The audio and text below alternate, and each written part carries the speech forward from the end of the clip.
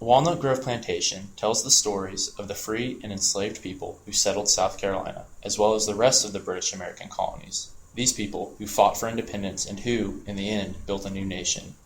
Here we will discuss 5 main themes: the American Revolution, the Moore family, the enslaved, daily life and women in the late 1700s, and the interaction of people and place.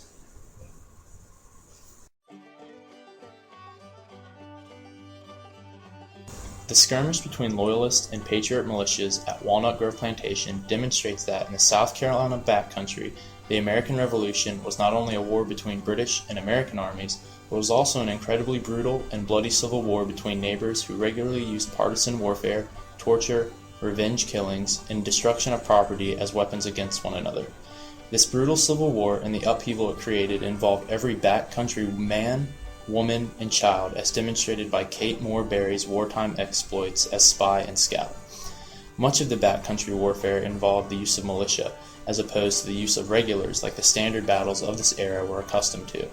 The infamous skirmish that is reenacted at Walnut Grove to this day portrays the battle between a band of Loyalists led by Bloody Bill and a few Patriot men, which included a young Captain Stedman. Reflecting the importance their Scots-Irish background placed on religion, education, and citizenship, the Moore family, along with their neighbors, helped to found Nazareth Presbyterian Church, one of the region's first churches, constructed Rocky Spring Academy, one of the backcountry's first schools, and sent one son to college to become Spartanburg County's first college-educated physician.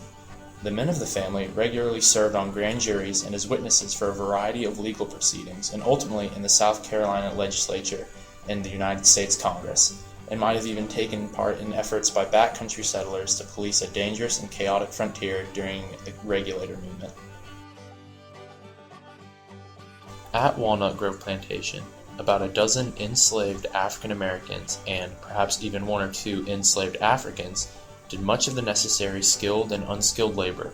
This included working the fields, tending the livestock, harvesting timber from the forest, blacksmithing, cooking, cleaning, textile making, and much more. And in doing so, these men, women, and children contributed greatly to the plantation's success, to the Moore family's wealth, and to the culture and history of the South Carolina backcountry.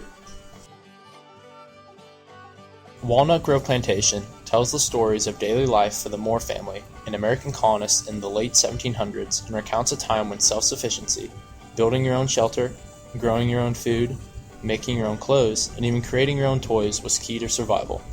The necessity of providing everything for yourself and your family created large amounts of work, particularly for women, and led to the development of rather sophisticated tools and technologies to help ease this workload.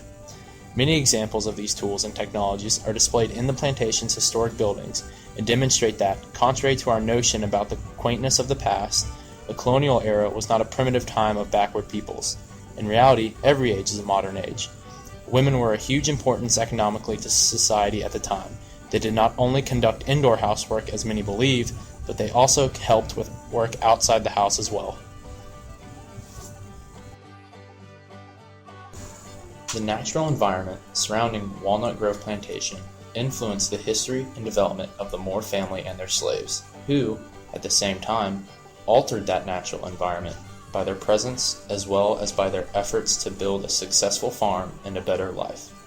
This interaction of people and place reminds us that humans are an integral part of the natural world, and that while we change nature, nature changes us.